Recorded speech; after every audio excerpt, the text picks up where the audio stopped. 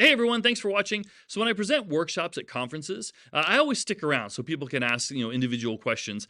And there are definitely some high frequency questions that come up. And so I thought it'd be really cool to do a video series where I address those frequently asked questions in a more casual, environment, if you will.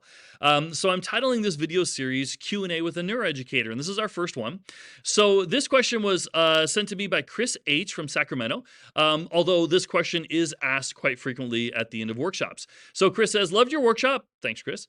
In your opinion, what is the best educational philosophy? For example, cognitive load theory, project-based learning, etc. So a couple things I want to address before I answer the question. Starting with when you said in your opinion. So the cool thing about being a researcher and looking at everything from the perspective of how the brain works, the great thing is I don't necessarily have to have an opinion, right? I just go with what the research says. And when the research changes, then I would change my perspective, right? I would interpret the research in that way. And so that's the great thing. Like I can always look at the research, interpret a certain way, change perspectives, if you will. But I know that's not what you were asking. But I did want to address that. I think most research, really, hopefully, opinions will stay out of it, and it's more just supporting what the research says. But I'll address that actually a little bit later on as well. And then, so the second part, what's the best educational philosophy? Again, as a researcher, we would have to define the word best and what best would mean. Like, how is that defined? Now, again, based on that's not the intent of your question. So I just wanted to address those two things because I think most researchers would hear the question and go, wait, what, we have to define that. So let's just go with the intent of the question. Which one is the best educational philosophy? For the purpose of this video, I will presume that most of you are teachers or that are watching this are teachers or in the educational field and have an idea of what the educational philosophies are. So I'm not going to spend time defining them.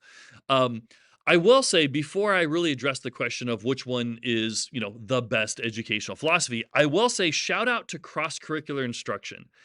And I didn't put it on the list here because cross-curricular instruction isn't really an educational theory. It's more an educational practice, right? It's like an activity. It's a structure. And cross-curricular instruction is amazing. It's a very effective learning structure, if you will.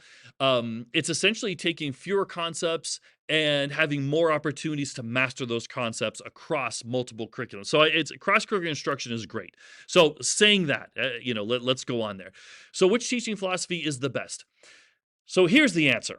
Drum roll, if we have it. Do we have a drum roll? No? Okay. So the answer is all teaching philosophies can be very effective when used in proper situation and combination. So let me go back here.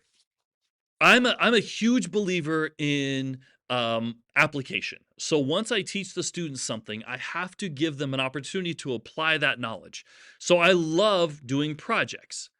Now, the thing is, projects are very effective if I've set the students up for success, right? If I've given the direct instruction. So if I can combine projects, right? Some way to apply the students to be able to apply the knowledge that I've given them, right? I'm using direct instruction to give them the knowledge and then giving them the opportunity to apply that knowledge. So really I'm kind of combining, direct instruction with a project. And productive struggle, it's very, very powerful. But the key word would be productive, right? So too much struggle is defeating, can be defeating. So productive struggle works really well if someone has the growth mindset. So if someone's like, dude, I got this, I can do this. And it's like, okay, I'm struggling, but I know I can do it.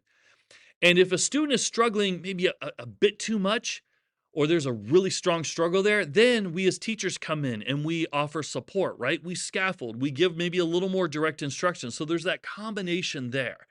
And so the real answer is they all work very effectively when used in the right context, the right situation, the right combination. Now, I will say this, right? So each one of these has amazing research. Let me go back to what I mentioned. I was going to address research. And I've had people say, well, the research says. The thing is, though, research can easily be interpreted when someone is kind of looking for a certain, perspective, right? We're looking for a certain outcome of the research. And within that research, though, there are elements of most of these learning philosophies, right? So it really is. If you just leave something up to one philosophy and you're set on that and you're stuck in that, when issues come up, it's going to be very difficult to help support students if you don't bring something else in, right? So within project-based learning, there has to be some direct instruction. Within productive struggle, there has to be some growth mindset and some scaffolding when students are really struggling and they look defeated. It's like, no, we got to come in and really help support those students. So bottom line, the real true answer is all of these can be very effective in the right context, in the right situation, and in the right combination, and with the proper support from us, from teachers. So thanks for watching.